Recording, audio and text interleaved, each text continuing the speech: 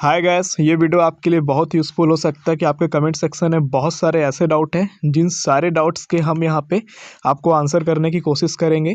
तो इस वीडियो में हम बेसिकली बात करेंगे कि स्क्रूटनी किसे करवाना ज़रूरी है, ठीक है। जिनको गवर्नमेंट कॉलेज मिला है, जिनको प्राइवेट कॉलेज मिला है या जिनको कॉलेज नहीं मिला है। आगे बात करेंगे क्या क्या डॉक्यूमेंट्स लगेगा। नेक्स्ट हम बात करेंगे प्राइवेट कॉलेज जिनको भी यहाँ पे मिला है वो सेकेंड राउंड में गवर्नमेंट कॉलेज के लिए कैसे अप्लाई कर सकते हैं। कहने का मतलब क्या है, वो नेक्स्ट राउंड के लिए कैसे अप्लाई कर सकते हैं कि अगर उनका रैंक अच्छा रहा, परसेंटेज अच्छा रहा तो उनको गवर्नमेंट कॉलेज भी मिल सकता है।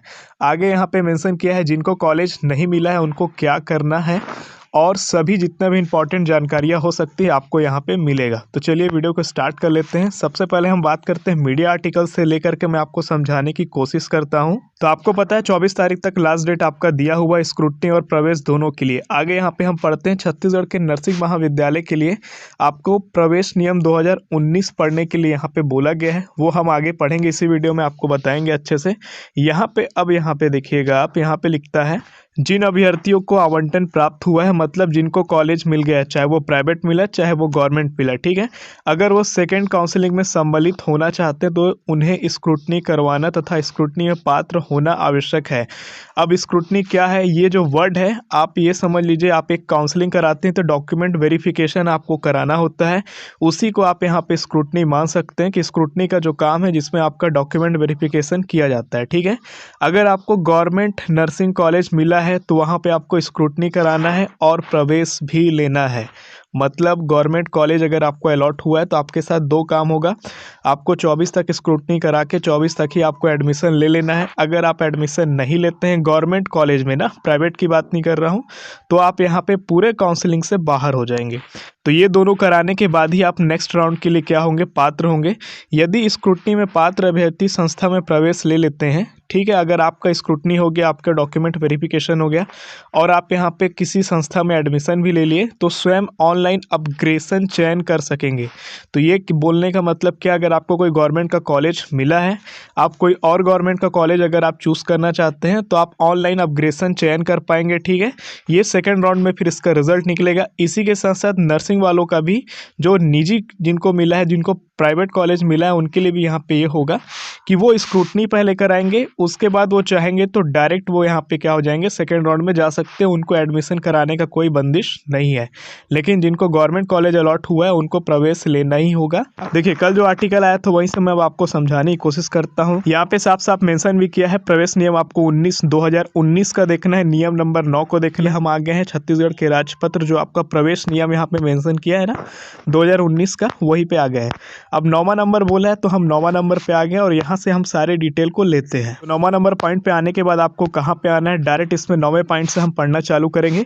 देखिए जिनको आवंटन हो गया है भैया, ठीक है, उनको क्या करना है, अभ्यर्थी को आवंटित संस्था में प्रवेश लेने के लिए क्या है, जो भी आपको डेट दिया है, जो भी अंतिम तिथि दिया है, उससे पहले या उसी समय तक आपको पहुँच करके अपना जितना भी दस्तावेज है उनकी संवीक्षा कराना होगा, यानी स्क्रूटनी यानी डॉक्यूमेंट वेरिफिकेशन कराना होगा। इसके बाद ही आप क्या हो पाएंगे, एडमिशन के लिए पात्र हो पाएंगे। अब यहाँ पे समझिएगा, चूंकि यहाँ पे मीडिया रिपोर्ट्स में मैंने आपको शॉर्ट में बताया, अब यहाँ पे पूरा डिटेल है। शासकीय नर्सिंग महाविद्यालय में प्रवेश लेना अनिवार्य है। अगर आपको गवर्नमेंट का नर्सिंग कॉलेज मिला तो आपको लेना है, किंतु नर्सिंग अगर आपको निजी मिला है, प्राइवेट कॉलेज मिला है, तो वहाँ पे आपको प्रवेश लेना अनिवार्य नहीं है, ठीक है। आपके ऊपर है, आप चाहे तो प्रवेश लें या चाहे तो आप प्रवेश ना लें, लेकिन सभी आवंटित अभ्यर्थी को संवीक्षा कराना एवं संवीक्षा में पात्र होना अनिवार्य है।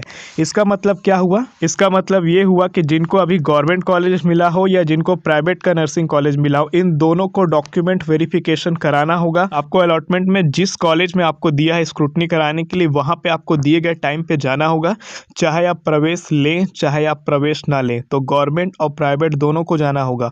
गवर्नमेंट वाले को एडमिशन लेना है, प्राइवेट वाले के ऊपर है, वो चाहे तो ले चाहे ना ले, ठीक है।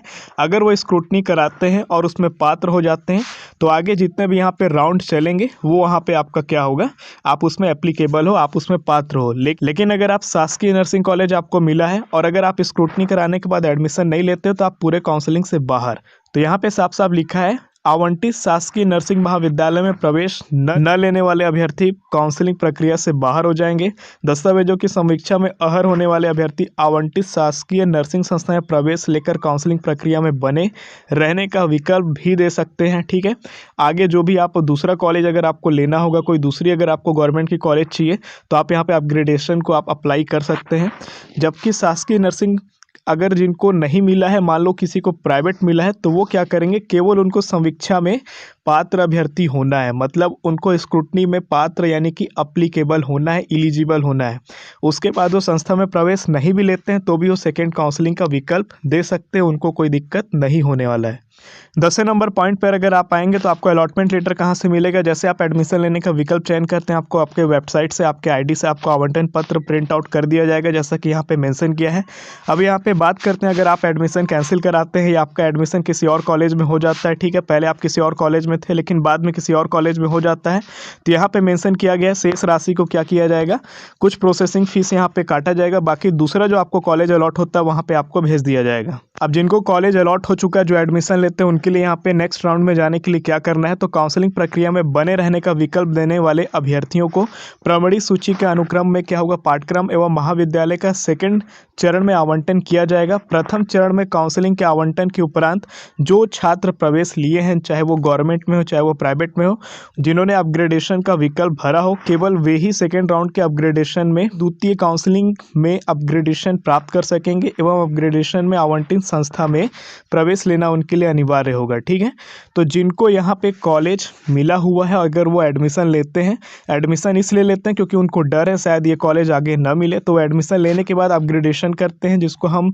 फ्लॉट का ऑप्शन बोल सकते हैं। ठीक है, ये करने के बाद आपको क्या होगा कि सेकेंड राउंड में जब आपका आएगा, आपका जो मेरिट लिस्ट है, जो आपका प्रमणी सूची, उसके अकॉर्डिंग जो भी कॉलेज आपको मिलता है वहाँ पे आपको एडमिशन मिलेगा और वहाँ पे आपको एडमिशन लेना अनिवार्य होगा, जैसा यहाँ पे मेंशन किया है। ठीक है, अब 12वें नंबर पॉइंट पे आते हैं। द्वितीय चरण की काउंसलिंग भी ऑनलाइन प्रक्रिया द्वारा की जाएगी, जिसमें प्रथम काउंसलिंग आवंटन उपरांत समीक्षा करा पात्र अभ्यर्थी प्रवेश न लेकर नियम 10 का पालन करते हुए काउंसलिंग प्रक्रिया में बने रहने का विकल्प देने वाले अभ्यर्थी को मेरिट के आधार पर उनको फिर से सेकेंड राउंड में काउंसलिंग में उनको क्या मिलेगा, कॉलेज दिया जाएगा। ठीक है, कहने का मतलब क्या है, जो प्राइवेट वाले कॉलेज वाले हैं, जैसे प्राइवेट जिनको कॉलेज मिला है, वो यहाँ पे विकल्प फॉर्म भरेंगे। ठीक है, कि सेकेंड राउंड में उनको जाना है, लेकिन समीक्षा कराने के बाद, स्क्रूटनी कराने के बाद उनको सेकेंड राउंड में यहाँ पे जो भी सीट रहता है उनके रेफरेंस के, उनके प्रेफरेंस के अकॉर्डिंग वो उनको मिलेगा। ठीक है, अब यहाँ पे बात करते हैं उनके लिए जिनको अभी तक कोई कॉलेज नहीं मिला है, तो उनके लिए एक लाइन में ये समझाया है कि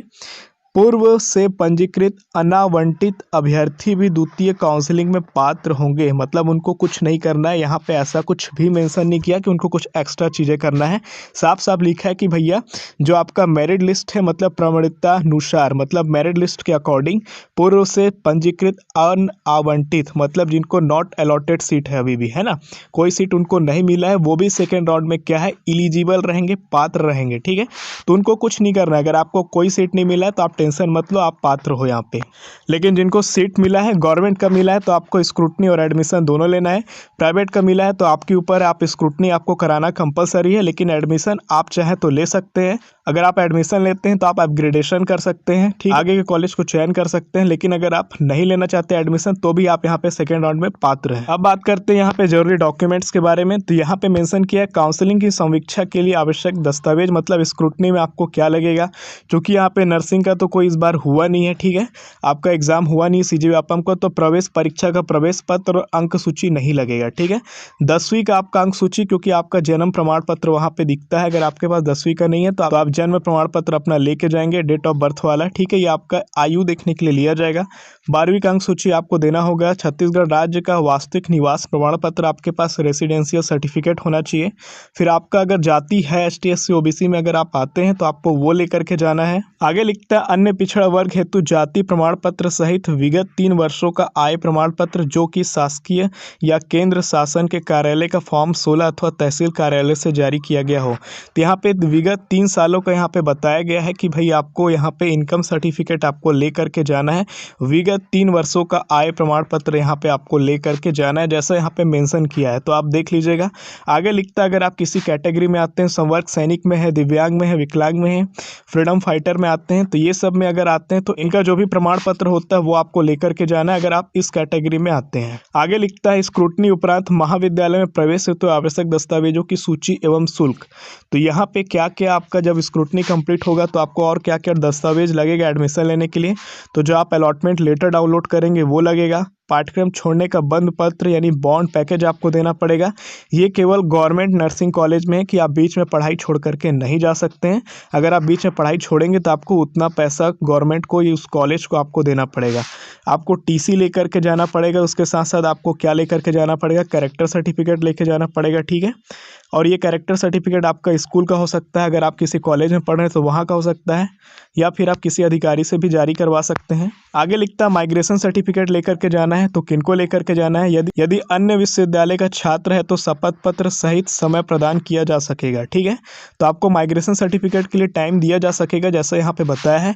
अगर आप बीच में गैप किए हैं तो आपको गैप सर्टिफिकेट देना होगा, इसीलिए यहाँ पे लिखा है यदि लागू हो तो। अगर आपने गैप किया तभी आपको देना, नहीं तो आज जरूरी नहीं है। आगे लिखता है आधार कार्ड या अन्य मान्य फोटो परिचय, जैसे स्कूल अथवा कोई भी कॉलेज का आपका परिचय पत्र है, ड्राइविंग लाइसेंस है, आधार कार्ड जो भी है, पासपोर्ट है, उसमें से कोई भी एक चीज़ आप ले जा सकते हैं।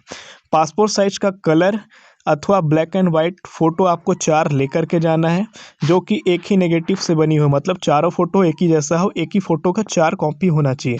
अब यहाँ पे शुल्क के बारे में कुछ भी डिटेल नहीं लिखा है, केवल शिक्षण शुल्क और नॉन गवर्नमेंट शुल्क यहाँ पे मेंशन किया है, तो शुल्क का कोई डिटेल नहीं लिखा है। आगे यहाँ पे लिख दिया उपरोक्त सभी दस्तावेजों की स्वयं अभिप्रमाणित 2 सेट फोटोकॉपी लाना आवश्यक है, मतलब 2 सेट आपको जेरोक्स कराना है और उसमें खुद का सेल्फ अटेस्टेड करना है, ठीक है। और आवंटित जो भी डेट आपको दिया है उससे पहले तक आपको आ करके यहाँ पे प्रवेश को कंप्लीट करना है, स्क्रूटनी को कंप्लीट करना है। तो यहाँ पे जितने भी आपके डाउट आ रहे थे मैंने कोशिश की आपके सारे डाउट को कंप्लीट करने का, बट वीडियो अगर आपको थोड़ी सी भी नॉलेजेबल लगी हो तो वीडियो को लाइक, चैनल पर नए हैं तो सब्सक्राइब, और अगर आप हमसे जुड़ना चाहते हैं तो इंस्टाग्राम में आपका स्वागत है। मिलते हैं किसी नए वीडियो में, तब तक के लिए आप अपना ख्याल रखें। तब तक जय हिंद, जय भारत।